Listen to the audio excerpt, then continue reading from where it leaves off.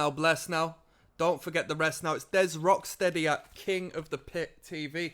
We just checked out Limp Bizkit's second album, Significant Other.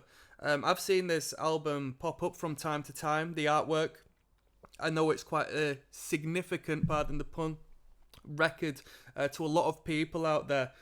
I thought it was pretty good. This is my thoughts of it. So there was 16 tracks on this playlist, the official Limp Bizkit playlist, may I add. So I assume it was all correct. Plenty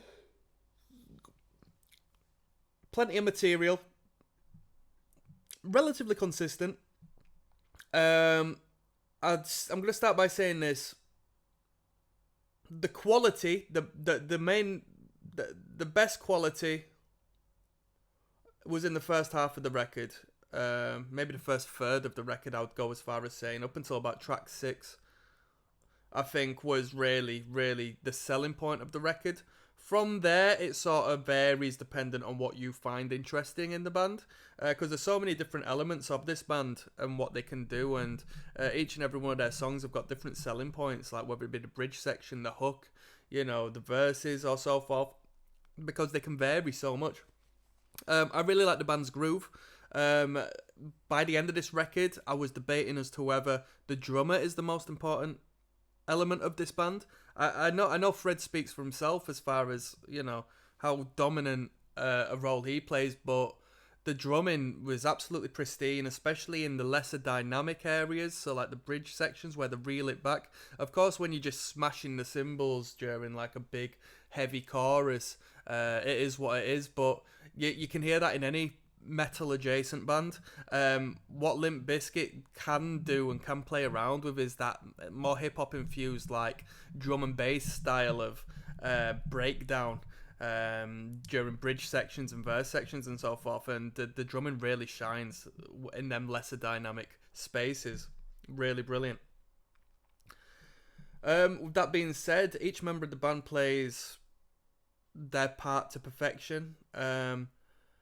It's quite funny actually, because I would actually argue that is it Wes Borland on the guitar? Who's the 6th string guy? Whoever's on the 6th string, the actual electric guitar, I think he's like the most replaceable member, which is mad to say, but the bassist plays in such a unique fashion, in very sort of a quirky yet well dialed in, if needs be, like hip hop sense from time to time. Can play in this new metal weirdo Primus sort of way from time to time as well, which I think adds into the band, and it just gels so well with the drumming. Fred does his thing. Lyrically speaking, I don't think he's like the best lyricist, but I think his attitude and the way he incorporates such great branding into his work, I think is really fantastic.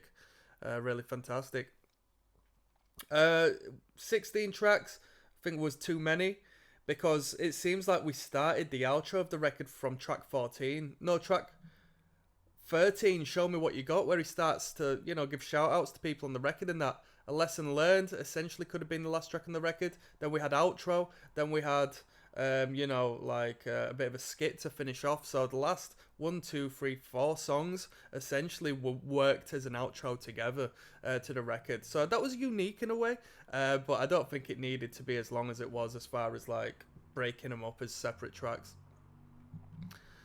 If I was to rate this record, I'd give it a 7 out of 10.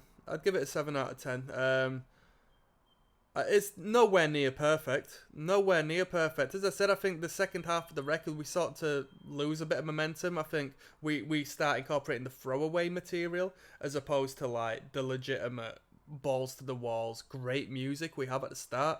Just like this, nookie, break stuff. Rearranged, it would sort of vary depending on how you're feeling. I was in too upbeat my spirit wasn't connecting with that track, but I could see at a certain time when it would appeal to me a bit better. And Broke's a great track. And with that being said, I want to give a shout out to the Limp Bizkit fans, because I know you lot are probably cool as hell. On a side note, which I don't know which one it was, there was a hip hop track on this. Was it 1999? There was a hip hop tune with Method Man on, and that was sick. That was really good. That was probably my favourite track on the record. So that's contrary to what I said as far as the best material being on the start, but you know, I thought that was really good, and I would have liked to hear a bit more of that incorporated. This record was better than the first record, definitely. You can really hear that Limp Bizkit have found themselves on this record and really put forth, you know, what's to come here on in the future. But on that note, I'm signing out, people. So peace.